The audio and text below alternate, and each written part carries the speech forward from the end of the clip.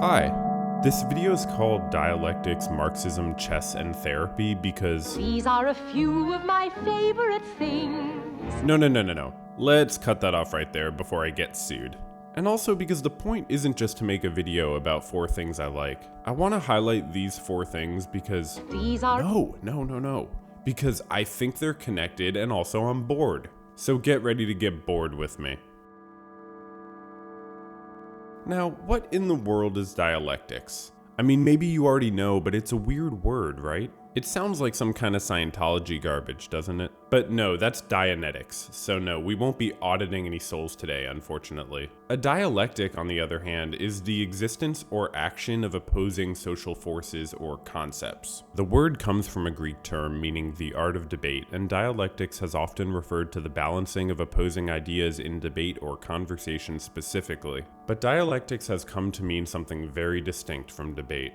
Its meaning has expanded to refer to opposing forces out in the world itself, not just opposing ideas in conversation, especially since things in the world are sometimes not so separate from ideas at all. And since there are all kinds of forces that can be in opposition, dialectics can be found in many places. Marxism has long been described via dialectics, and I wanted to look into that while connecting it to the fun pastimes of chess and therapy, and maybe mention something about mental health. Don't get me wrong, there are obviously huge differences between these different things. A therapist and a client aren't themselves opposing forces in any literal sense. And in therapy, we're certainly not playing a game against each other like chess masters. There's no winning or losing. Besides the times when I'm actually playing chess with a client, which I've totally done, but that's not really what I'm talking about. And Marxism obviously is also not a game. It's a method of socioeconomic analysis that uses a materialist interpretation of historical development, better known as historical materialism, to understand class relations and social conflict, as well as a dialectical perspective to view social transformation. It's true that psychotherapy and Marxism have in fact been discussed for a long time as closely connected. As one article relates by explaining,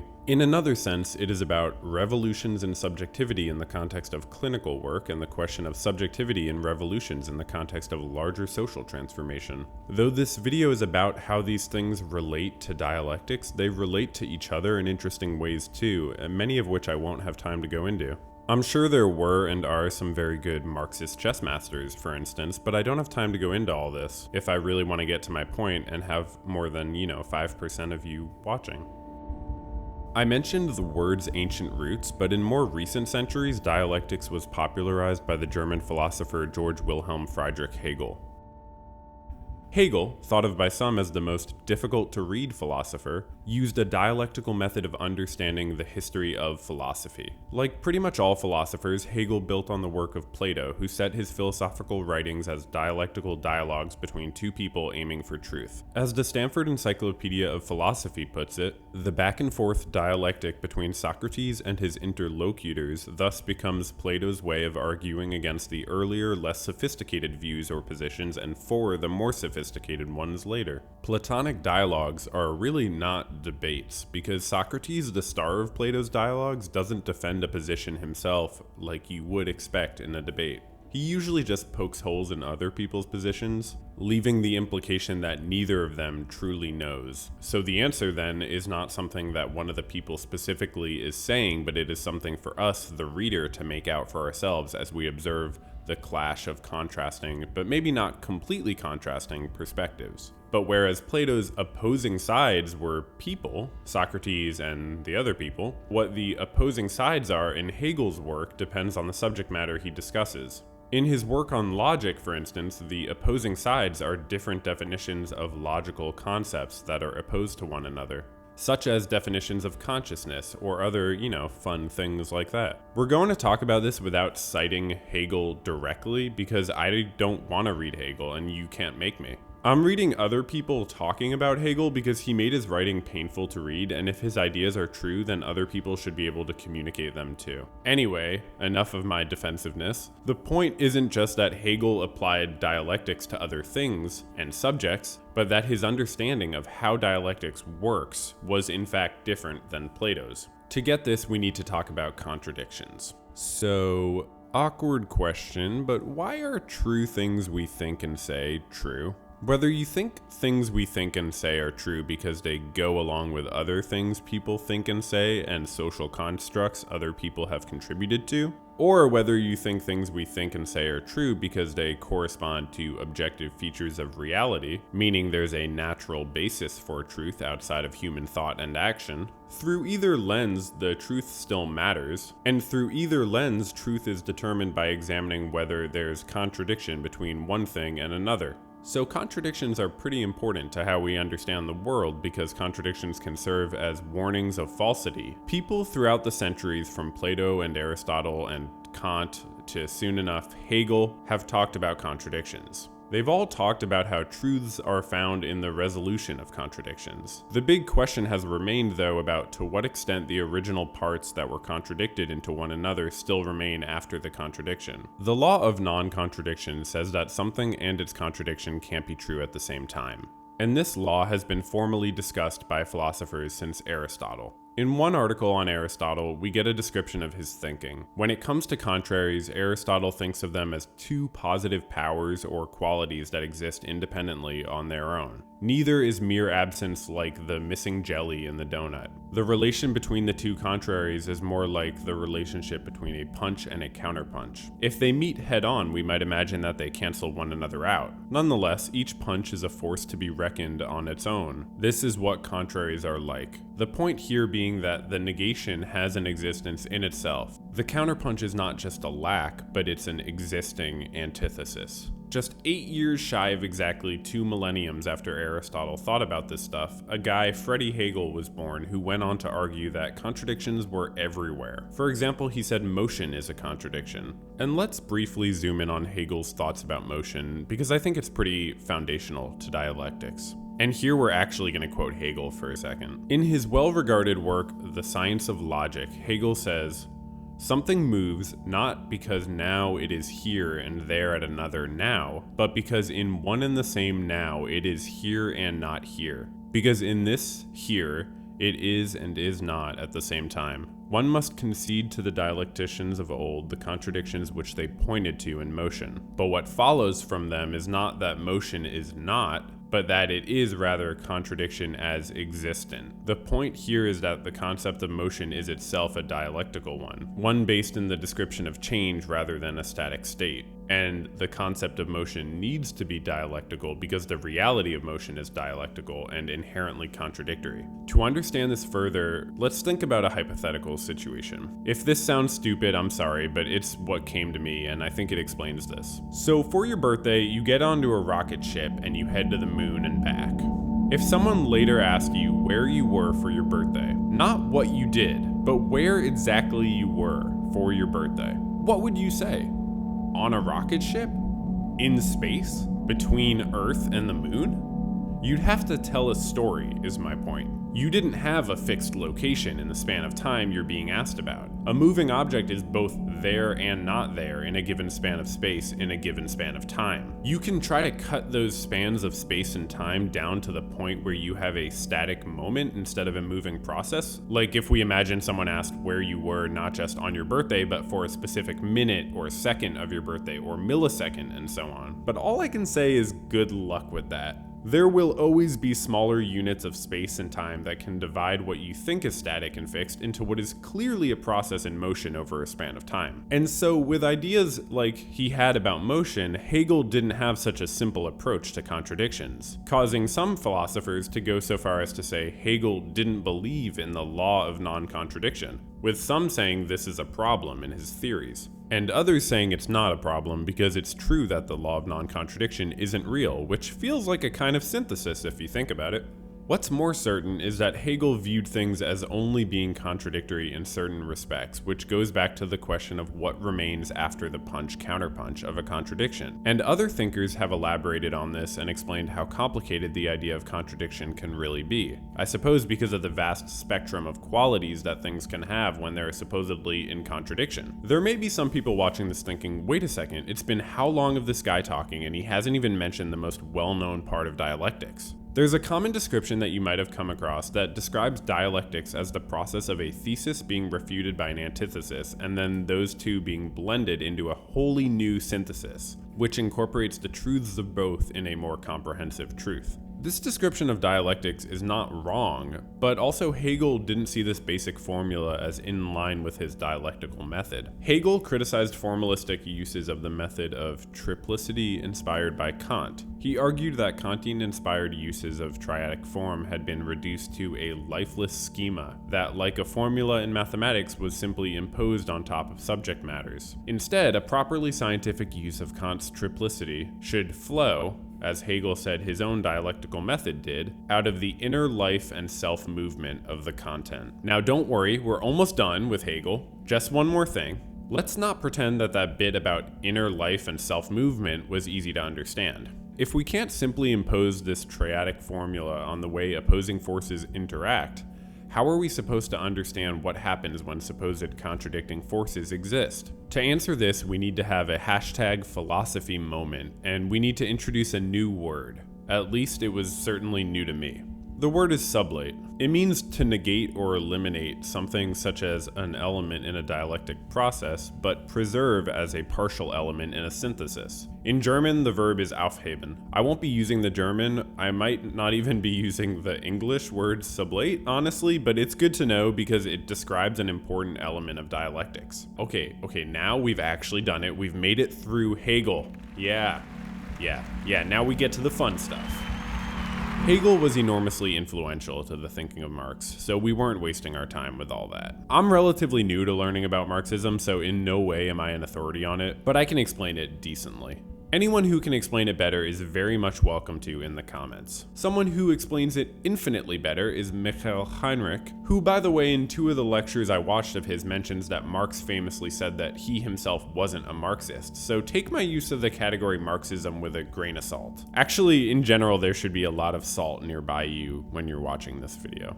Even though I went to a liberal arts college and all of our reactionary conservative friends know that this means I was brainwashed by communist professors, I made it out without ever reading Marx. Not even the Communist Manifesto, but this of course was also a huge oversight on my own part in my own personal development and self-education. So I'm not blaming my school. It's on me to some extent that I wasn't aware of the significance of the critique of classical political economy and of capitalism. I don't fully blame myself, of course, because it's hard to really feel how wet water is when you're a fish swimming through it every day. Let's get going with a fun fact. Did you know that in the same year Marx and Engels wrote the Communist Manifesto, 1847, the Factory Act was passed in the UK Parliament against the desires of free trade liberals and others, an act known as the 10 Hours Act because it limited the number of hours that women and children could work to 10 per day. The passing of this act was the product of years of workers organizing and was mentioned in the manifesto as a victory.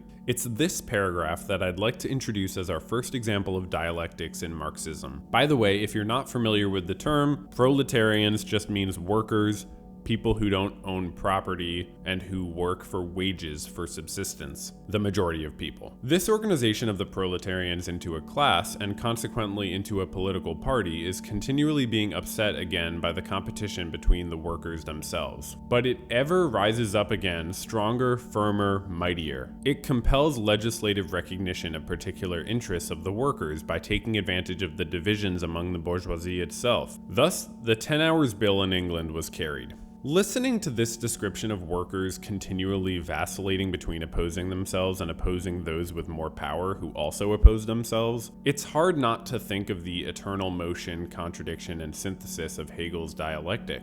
Marx responded to a lot of the work Hegel did, as did Friedrich Engels, the Engels part in the whole Marx and Engels gang. One of Freddie Engels' last works during his lifetime was the 1883 text Dialectics of Nature, where he summarizes 3 laws of dialectics: the transformation of quantity into quality and vice versa, the interpenetration of opposites, and the law of negation of the negation. Here we see Engels critique Hegel for considering these mere laws of thought, clarifying that these laws are deduced from nature. Honestly, I don't totally get that since Hegel said that whole contradiction as existent thing, but I'm not going to pretend to understand Hegel better than Engels did, at least not without even actually reading Hegel. We'll come back to Engels' laws in a bit, but for now I just want to briefly highlight the first one, the relationship between quantity and quality.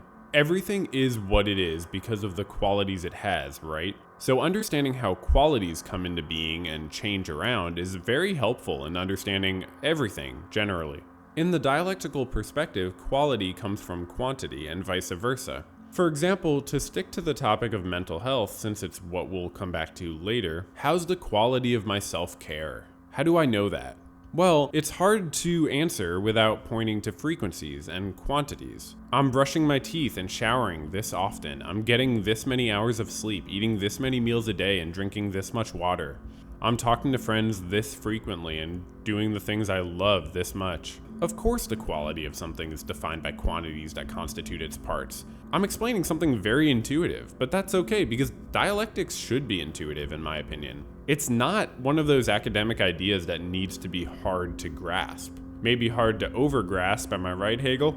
I could go into more examples like, was the party fun or was it too crowded? Is the pizza delicious or are there too many jalapenos? Is the beer good or is it too hoppy? Is the person moral or have they done too many bad things? But okay, we get it. Quantity and quality relate. To look at the other two laws of dialectics, the interpenetration of opposites and the negation of the negation, let's return to Marxism. In part of the quote I read from the manifesto a minute ago about how the organization of the proletarians compels legislative recognition of particular interests of the workers by taking advantage of the divisions among the bourgeoisie itself, we can see that the opposing forces at play in society are not simply the haves versus the have-nots, which would be a simple contradiction. Haves fight haves as well, and have-nots fight have-nots. For instance, see in this passage of the manifesto a description of how the success of the owning class causes its own demise. The essential conditions for the existence and for the sway of the bourgeois class is the formation and augmentation of capital. The condition for capital is wage labor. Wage labor rests exclusively on competition between the laborers. The advance of industry, whose involuntary promoter is the bourgeoisie, replaces the isolation of the laborers due to competition by the revolutionary combination due to association. We'll come back to that, hang on. The development of modern industry, therefore, cuts from under its feet the very foundation on which the bourgeoisie produces and appropriates products. What the bourgeoisie therefore produces above all are its own gravediggers. Its fall and the victory of the proletariat are equally inevitable. Now, personally, I find part of this passage confusing. The phrase, due to competition by the revolutionary combination due to association. But I feel confident in an interpretation, especially after seeing others come to the same idea, which is that Marx is simply expressing how industrialized infrastructure allows for necessary association between people who, for instance, might be working nearby on an assembly line, rather than weaving in separate cottages or something. Or we could talk about technological advancement increasing possibilities in telecommunications, but either way, the point is that communists don't hate capitalism. Communists see capitalism as a necessary step towards communism, because without the industrialized infrastructure, materially, we wouldn't be able to produce a communist society. Can it get more dialectical than when the manifesto says the history of all past society has consisted in the development of class antagonisms that assume different forms at different epochs? And then the manifesto adds, but whatever form they may have taken, one fact in common to all past ages vis-a-vis the exploitation of one part of society by the other. Wait, does that not mean vis-a-vis? It doesn't seem like it means vis-a-vis. Okay, I guess it just means vis. So vis the exploitation of one part of society by the other. I'll just say for anyone who doesn't know, capitalism is defined by the exploitation of wage labor, meaning you get paid less than the value your work generates. And this system developed over centuries from feudalism, where you had to be born into the aristocracy to have the right to exploit others. Whereas now, anyone can exploit anyone. Notice how exploitation as a thing, as a kind, as a quality of an economic relationship is constituted by quantities, by the non-equivalence of the amount someone gets paid and the amount they generate for their employer. But how could class-based exploitation ever not exist? How could the opposition of these social forces be resolved? How else but through a synthesis, through the negation of the negation? As our old friend Manifesto puts it, political power, properly so called, is merely the organized power of one class for oppressing another. If the proletariat during its contest with the bourgeoisie is compelled by the force of circumstances to organize itself as a class, if by means of a revolution it makes itself the ruling class, and as such sweeps away by force the old conditions of production, then it will, along with these conditions, have swept away the conditions for the existence of class antagonisms and of classes generally, and will thereby have abolished its own supremacy as a class. Here we can see class conflicts fitting the dialectical structure perfectly. A contradiction in priorities, and the result of the contradiction is not just the supremacy of one of the factors, but its own sublation. There I used a word, so it was worth us learning. Marx and Engels aren't saying, if the poor people take over power, they'll be super nice with it. But rather they're saying that abolishing the current relations of production and wage labor exploitation would institute a democratic rule of the workers and wouldn't allow for the kind of oppression currently taking place. What a synthesis. The science of Marxism forces us to question fundamental structures in our lives, and we ask ourselves, why do I take for granted our current property relations when I can't deny the fact that all property relations in the past have continually been subject to historical change consequent upon the change in historical conditions? Does it need to be the case that people can inherit wealth as they do while others die of starvation and many more struggle out of the conditions of exploitation created by the current relations of property, production, and poverty? If you resist advancing from capitalism, please ask yourself whether you would have resisted advancing from feudalism if you had lived in, say, the 14th century. Would you have been like, absolutely, this life of servitude is all we could do. It's the best and only solution to producing things. And, you know, the nobles really deserve what they get, so it's all good. I don't think the current state of things is quite enough improved from that, personally.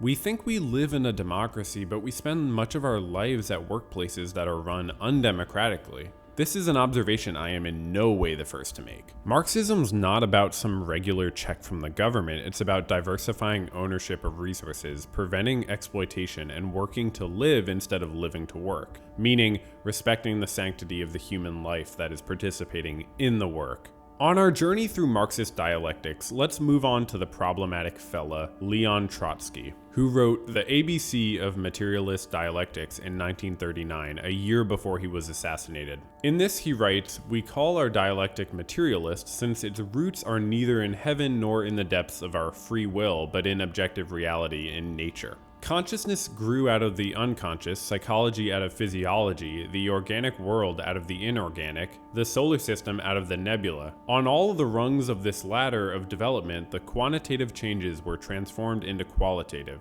Our thought, including dialectical thought, is only one of the forms of the expression of changing matter. There is place within this system for neither God nor devil, nor immortal soul, nor eternal norms of laws and morals. The dialectic of thinking, having grown out of the dialectic of nature, possess consequently a thoroughly materialist character." He goes on to say something you could certainly see him getting assassinated by the USSR for saying. It is not surprising that the theoreticians of the opposition who reject dialectic thought capitulate lamentably before the contradictory nature of the USSR. However, the contradiction between the social basis laid down by the revolution and the character of the caste which arose out of the degeneration of the revolution is not only an irrefutable historical fact, but also a motor force. In our struggle for the overthrow of the bureaucracy, we base ourselves on this contradiction. Meanwhile, some ultra-lefts have already reached the ultimate absurdity by affirming that it is necessary to sacrifice the social structure of the USSR in order to overthrow the Bonapartist oligarchy. They have no suspicion that the USSR minus the social structure founded by the October Revolution would be a fascist regime. Here we see how dialectical thinking is being used to explain the transformation of the Revolution of 1917 into the bureaucratic structure of the USSR. Let's spend another minute on this example since it's so common for folks to wrongly consider Marxism and the USSR as one and the same.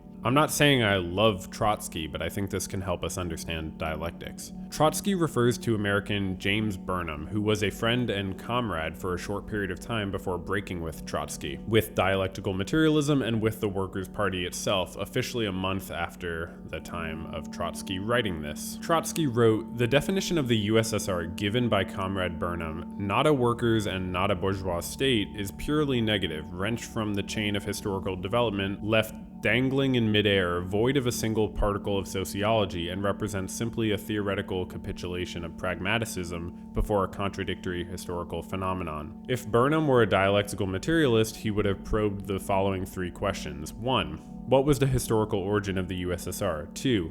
What changes has this state suffered during its existence? 3. Did these changes pass from the quantitative stage to the qualitative? That is, did they create a historically necessary domination by a new exploiting class? Answering these questions would have forced Burnham to draw the only possible conclusion: the USSR is still a degenerated workers' state. Basically, what we have here is two people looking at the USSR in 1940 and having different opinions about it, and Trotsky is saying, if this other guy Burnham considered the ways the USSR had changed over time, he would realize that he shouldn't give up on the revolution, that socialism might be coming up out of this degenerated workers' state ruled by the entrenched Soviet bureaucracy. I don't want to lecture about Stalin's rise to power and what it meant for the working class, since I'm a total noob with this stuff, and I've probably already gotten important things wrong. I really did a lot of research, but I just had to stop at a certain point. So if I've gotten things wrong, let me know, own me in response videos, and just like comment if you don't want to, make a whole video. But I'm genuinely trying my best, but I just have to draw the line somewhere in my research. But I hope this has demonstrated how Trotsky felt the dialectical understanding of forces that he had was essential to resolving class antagonism and understanding the way that things were progressing. Let's close this section on Marxism with a few sentences from Marx's essay, The Poverty of Philosophy, which is named after this Immortal Technique song. Oh, I'm sorry, wait a sec. No, okay, no. Sorry, my bad. Actually, Marx came before the song, and this essay is his response to his friend Pierre-Joseph Proudhon, a pretty brutal essay that I'm not surprised ended their friendship, apparently. Wow, dudes love to have big public falling outs with their friends over grievances. Marx writes, economists explain how production takes place in the above-mentioned relations, but what they do not explain is how these relations themselves are produced. That is, the historical movement which gave them birth. M. Proudhon, taking these relations for principles, categories, abstract thoughts, has merely to put into order these thoughts which are to be found alphabetically arranged at the end of every treatise on political economy. The economist's material is the active, energetic life of man. M. Proudhon's material is the dogmas of the economists.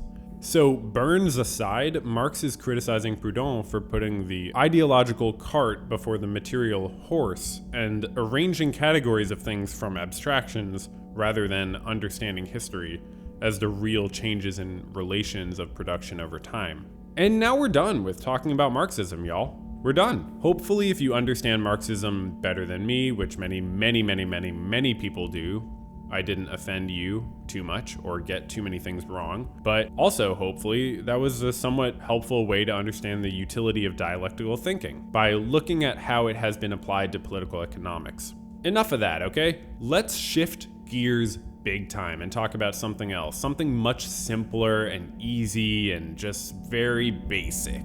Chess.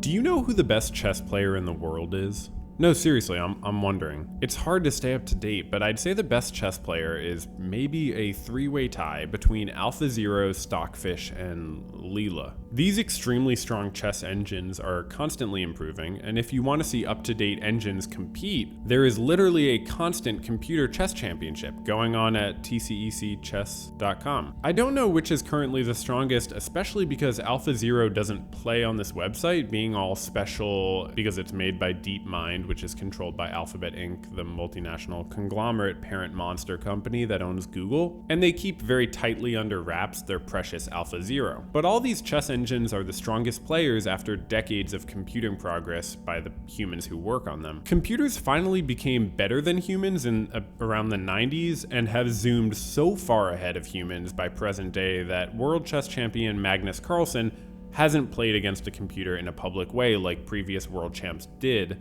and said in a 2016 interview that because he'd obviously lose, he didn't have interest in going down this road, and to date he hasn't, that I know of. Former world champion and arguably the best human chess player ever, Garry Kasparov, famously played a computer a couple times. I read his book Deep Thinking about his 1997 match that he lost against IBM's supercomputer Deep Blue. He emphasizes how no one gives him credit for winning a match the year earlier against an earlier version of Deep Blue, but as he explains in his book, the mindfuck in 1997 was that he didn't even know to what extent it was the same computer. And he ended up losing in a way that left him suspicious of the fairness of the match. For example, he wasn't allowed to prepare by looking at many games of the computer he was playing against, while the computer looked at tons of his games to prepare. Preparation is a huge part of chess, as we'll talk about, and the quantity of games a player is able to prepare with determines to a significant extent the quality of their preparation, of course.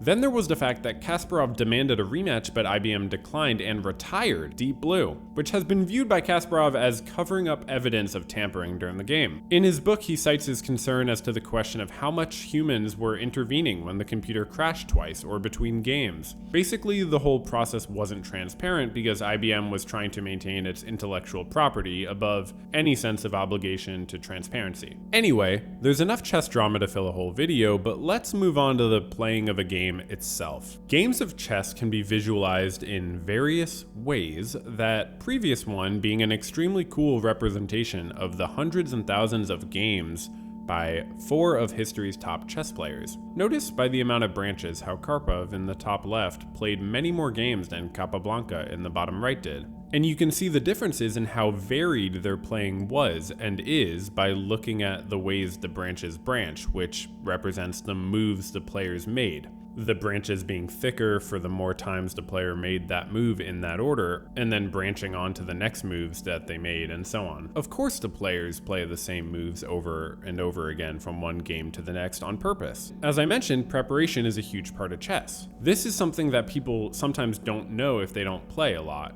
Top players usually find their favorite openings as white and as black and play them for years, changing move order and adding original ideas here and there, of course, called novelties, but often keeping some very consistent structure to their opening. And really, a novelty can only be used once with any confidence because all the top players study each other's games, especially in the digital age when the games are publicly available instantly. In a tournament, a player can win a game by getting a nice advantage out of the opening with a novelty, but the next day they have to plan on their opponent knowing the precise refutation to that same novelty, as checked by that player's coach and/or supercomputer. Which, by the way, the top players have computers worth close to 10 grand to do all this processing. And a player's thinking and preparation has to stay in motion too. They can't ever stay static and rely on a fixed route to success. Now, you might sense we're starting to get into the dialectical nature of chess as we talk about refutations and about motion. A chess game really is an argument, with each player building a position, literally, that supports their side of the argument.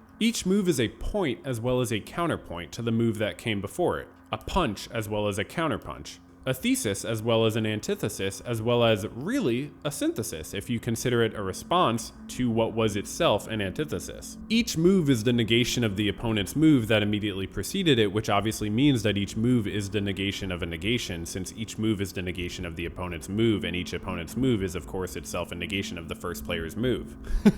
That could not have been the best way to put that. Anyways, it's possible that since white moves first in chess, someone could say that, well, white's first move of the game isn't a negation or an antithesis or a synthesis because it stands alone, and you could maybe also say that black's first move is a negation and an antithesis but not a synthesis because it's the negation of what was not itself a negation, that is white's first move. But I would argue that since the players are interacting with theory regarding opening lines, even just white playing some first move stands in some relation to the theses, antitheses, and syntheses of previous chess history. The unique conflicts of a particular game are always played out in relation to the conflicts of previous games and the truths synthesized from them. For a chess player in the opening of the game, one of the big challenges is to blend memorization with on-the-spot thinking. Memorization comes up throughout the rest of the game too, here and there. For instance, if a player is trying to remember a general rule for how to play a certain type of middle game or end game or something, but memory is at its most important at the beginning. Some of the top professional chess players dropped out of school in middle school and have spent hours a day for years studying openings, because even in 5-hour games, they need a lot of that time for the middle and the end game. Memorizing openings is even more complicated than it sounds because of what's called transposition, which is when one opening turns into another. Like transposing chords in music being when the note's pitch order is swapped around, transposing in chess is when the opening's move order gets swapped around. Or in addition to transposing openings, a player can simply play a normal opening but add or delete 1 or 2 moves to create an unknown amount of complexity and force their opponent to think. Of course, both white and black can play tricks and have what I would say is an equal opportunity for creativity, which is because, I think, each move is a thesis, an antithesis, and a synthesis, so each move can alter the relations of the positions to the same extent. Top players can never turn their brains off during a game. They take breaks here and there when they can, going to the bathroom, drinking water, daydreaming, but for the most part, any vigilance they lack will punish them with its negation, which is the vigilance of their opponent. So players often continue thinking during their opponent's turn. They just chug and chug their brains along, but that motion is important. If we want to see a visualization of how top chess players, in this case artificial ones, actually decide on their moves, let's go back to that website tcecchess.com where we can see the players planning their lines of attack. Here we see the larger game board flanked by each player's mind boards. Look at them work. They're calculating all the best moves, meaning they are playing out countless scenarios extremely fast, focusing on the best possible move that each side could make in each situation to prioritize its search. You might think it's strange to watch 2 computers play chess against each other, but it's really something. For example, when you see a lower rated computer expect its higher rated opponent to play a specific move and then the higher rated opponent finds a different one, that was literally not even conceivable to the worst computer within the time constraints that computer had to process the position. Sometimes when your opponent makes a good move that you didn't consider, you feel the pain immediately of recognizing how a weakness of yours has been exploited. This isn't the Marxist definition of exploitation, I'll just mention. Other times a good move doesn't immediately make sense and might even seem to lack sense. Like when a player sacrifices a piece. But I've never met a chess player who didn't love a good piece sacrifice, and the players who are known for their piece sacrifices tend to have a more sort of rock and roll status in the chess imagination, if it's fair to call it that, like Mikhail Tal and Kasparov, or today the world champ Magnus Carlsen, or the young phenomenon Alireza Firouzja. These types of players match amazing calculating skill with creativity and daring, sort of, and they ascend beyond the players who might have the calculating but not the creativity and daring. I watched a lot of chess this past year, and the world champion won tournament after tournament, often by using these kinds of next level approaches. For instance, sacrificing a pawn in the opening to get a better position, which he did many times. Like here, in the final game of the 2020 Clutch Chess Finals, where he beat the top US Grandmaster Fabiano Caruana, and we can see him giving up a pawn here on move 16, which was in fact the recommended move of top computer engines, or at least a pretty good one, Stockfish, that I have. Fabiano's response to take the pawn that Magnus offered was not the recommended move of the computer, and neither were his next few moves, bringing his rook out. He left himself with no option other than to trade his queen, and that could have all been avoided if he had not taken the offered pawn but simply advanced his pawn past it instead. I am not saying I would have known what to do, obviously. My point is that Magnus, the top human chess player right now, prioritizes position over piece material. And this is a theme of the top players. Magnus built an amazing position with 2 dominant bishops extending along these long diagonals, eventually working his queen into the position and winning. You may notice here how when the game ends, when black resigns, it's after its own attack on the white king here peters out. As we see here, Fabiano did not have enough of what's called counterplay to make up for the extremely vulnerable position his king got into. by accepting a risky sacrifice. I think one of the ways to use dialectics to understand chess is to conceptualize this facet of top playing as an even further heightened ability to view each static moment of chess as anything but. These top players are able to sacrifice like they do because they're thinking longer term, they're considering more possibilities, and they're fooled as little as possible by the apparently fixed structure of the relations of the pieces on any given move. Okay, I think I've checkmate my point here about the dialectical nature of chess. Let's resign this segment and move on to talking about therapy.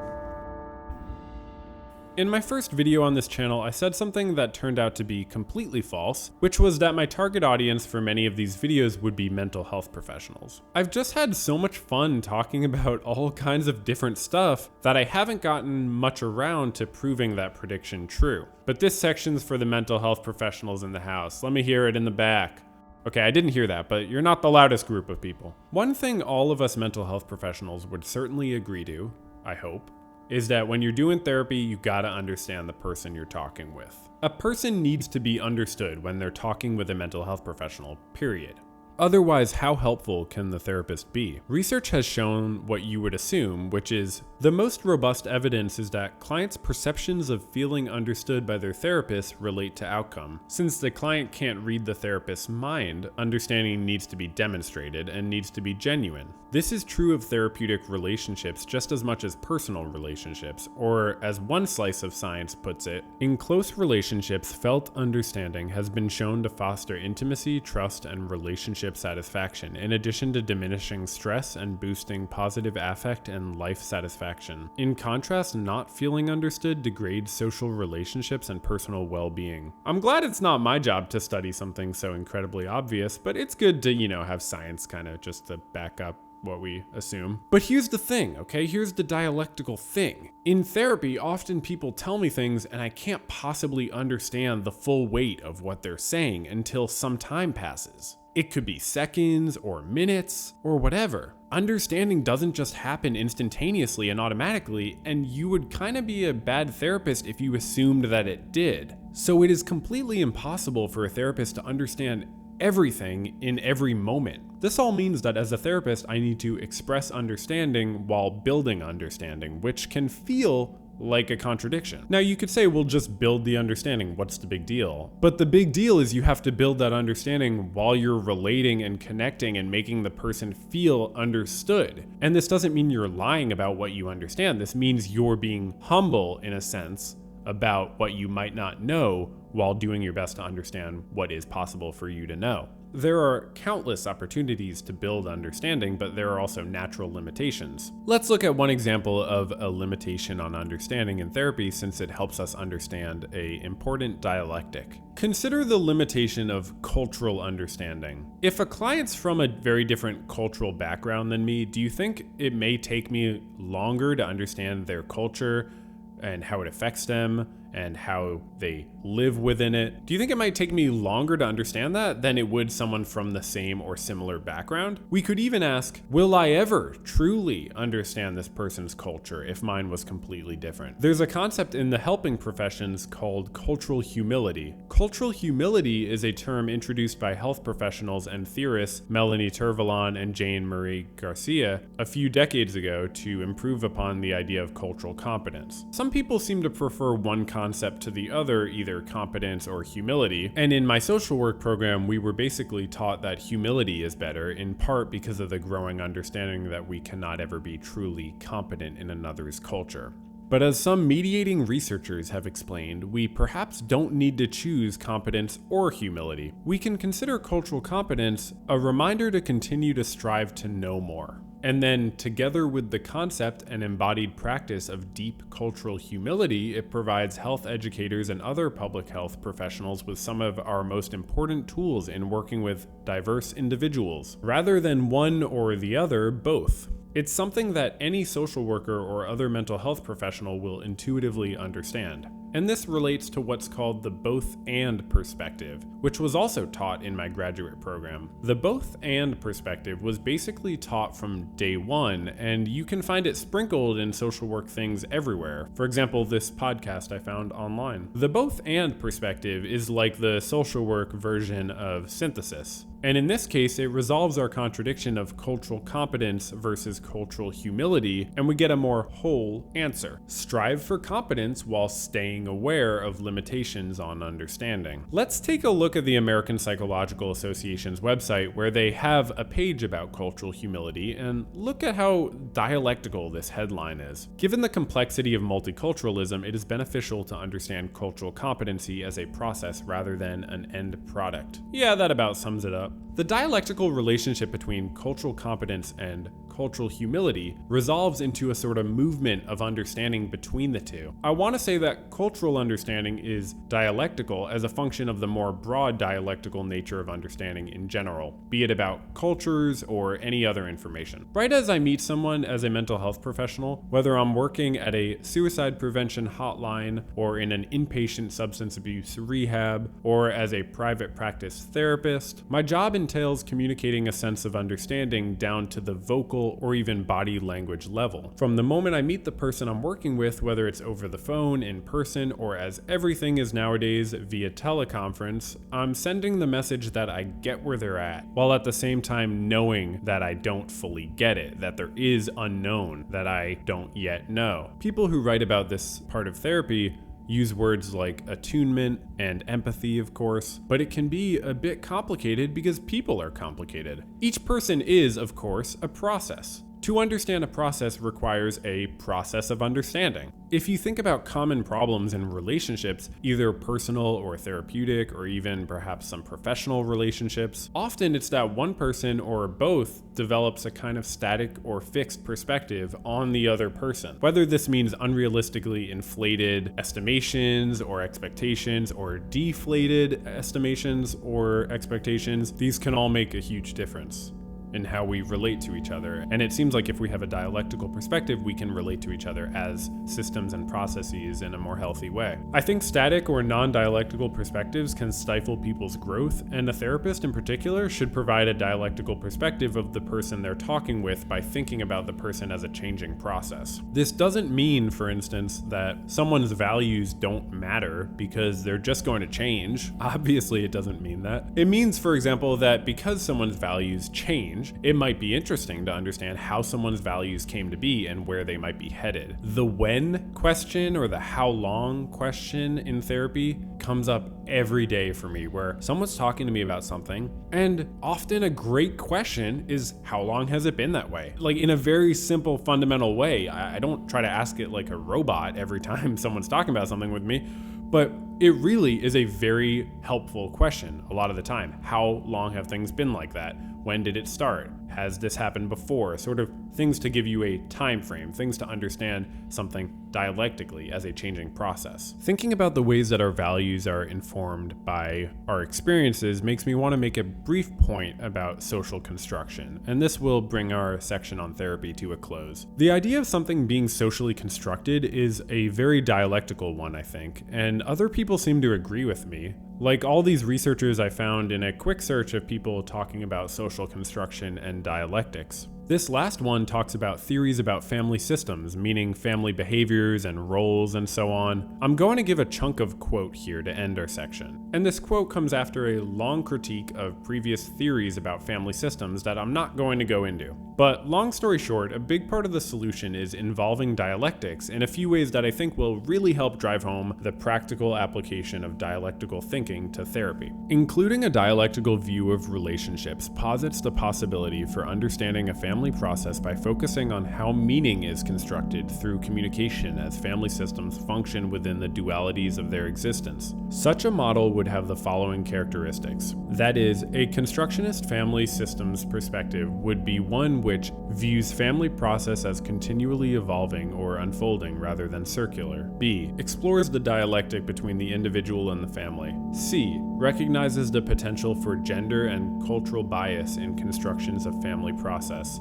D. suggests that meaning in family systems is linguistically co-constructed through conversation, and E conceptualizes knowledge of systems as a reflexive process that includes both knower and participant. A model that integrates social construction theory and dialectical process into a systems view of the family would provide a more interpretive and less causal framework for analyzing family process without abandoning important contributions to insight and understanding that have been made by historical family systems theory. Okay, so notice in all that how the dialectical perspective adds depth. Point A looks at change over time. Point B at an important relationship and what becomes often a practical contradiction. Point C at the socially constructed nature of values and power structures within the family. Point D at the role conversation plays in creating meaning. And point E at the complexities of the ways someone gains knowledge about their own situation while living in it. I obviously don't think every family therapist has to be constantly thinking about these points, but I think these and other dynamics and questions that arise from a dialectical understanding of things are more helpful in what to me is most important, getting at the truth.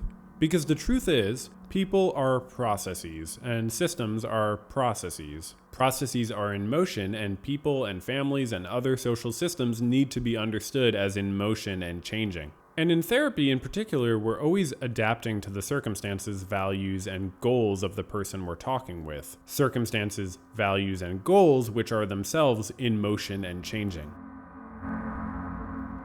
I like to break mental health down to the simple description of a well-functioning mind, the ability to think and feel in ways that are helpful to an individual in meeting their goals. I didn't decide to do this video because I heard about dialectics and wanted to sound smart by talking about it. I'm doing this video because in the last few years, as I've grown in my work as a mental health professional and in my own mental health, I've picked up a lot of ideas about mental health. And as I've simultaneously been learning here and there how dialectics work, I've been motivated to draw a lot of connections between the process of maintaining mental health and the dialectical method. People face all kinds of different mental health struggles, and I don't want to paint with a broad brush and pretend that I'm describing everybody's experience. A dialectical perspective obviously doesn't magically sort out complex life problems that can be materially impacting a person's mental health, but there are many situations where someone can be better off by understanding their circumstances dialectically, or by understanding their emotional or their mental state dialectically. There is a form of therapy even called dialectical behavioral therapy, if you didn't know, which focuses on balancing contradictions. For example, the contradiction of acceptance and change. There is so much power and wisdom in this challenge, I gotta say, as mushy as that sounds.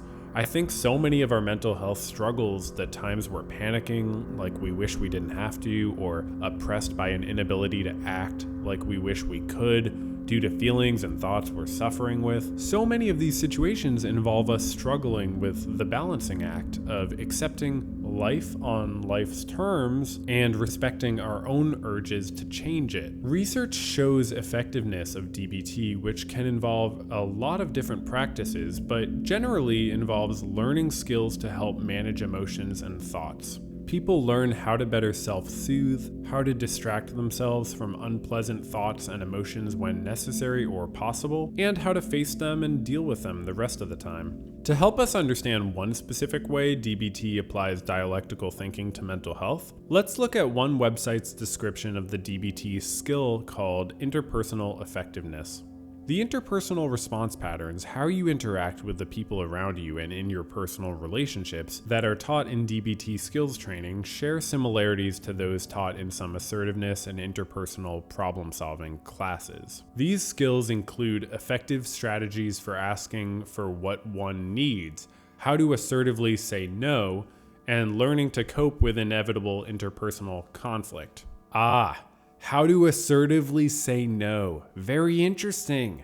The negation, right? What is assertiveness but applying the negation to your life? I think assertiveness is a superpower. I've said this before and I'll say it again. Because without a fair degree of assertiveness, full mental health seems pretty hard for me to imagine. So many demands are put on us by our lives and our circumstances, and I know we don't always have the option of being assertive. Sometimes being assertive gets someone fired or worse. But in whatever situations where we have the option for free action, one limitation we can work to remove is the one that can stem from a lack of assertiveness. But to shift what we're talking about a little bit and get ready to end this long video, I want to talk about how we process experience, which comes well before assertiveness. But especially I want to talk about how we process traumatic experience. When we're hurt, frightened, or in whatever way experience trauma, we're obviously very affected. We're impacted, and the effects or symptoms, if you want to be clinical, are only symptoms insofar as they're the negation of how we work usually. It's common for people to experience effects of traumas for years, though obviously there is an infinitely varied degree of this depending on circumstance. The healing process and the maintenance of that healing process involves a dialectic as plain as day. It starts with the contradiction of avoiding triggers and of facing them. There are so many triggers in the world that it's often impossible to avoid them, but even if they can be avoided, there will always be the triggers from conversation or ultimately from a person's own memory. The memory triggers, or the idea triggers, these need at some point to be faced, right? Because you can't run away from your own memory. At least not long term and in a healthy way, I don't think. So that's gotta be delicately faced. But triggers can be quite unhelpful and almost immediately overwhelming, whether they're from the mind or from anywhere else. For someone who's been through trauma, anytime not experiencing the fallout effects of the traumatic experience can feel like a much needed respite. And no one needs to be forced into facing their past trauma when they don't want to. When it is faced, talked about, cried about, confided about, and understood by others for its traumatic effects on the person who experienced it, this always needs to be done in a way that's controlled as much as possible by the person recovering. But for that person, there is no guarantee, of course, that facing the triggers in their memory will reward them with any instant relief. So all they can do is tread carefully, ideally working with a professional. And similarly to people who do DBT, staying aware of a number of self-soothing skills for finding status quo again after the effects of the trauma have come up again by being exposed to the triggers from memory. And in a dialectical way, the status quo can hopefully be a synthesis of the pre-trauma self and the post-trauma self into a more healthy whole. A whole that can experience both the internal and the external triggers in a way that is not too much full of suffering. I know we haven't all experienced what clinical psychologists would call trauma, but we all suffer and we all struggle.